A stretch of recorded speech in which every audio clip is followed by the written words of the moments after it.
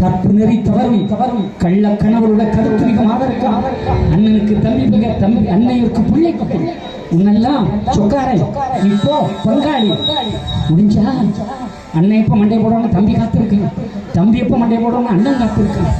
இதுதான் இன்னைக்கு உலக நிலை. இதுல இருந்தா என்ன நடக்கும்? காளி வெள்ளம் வருகுதடா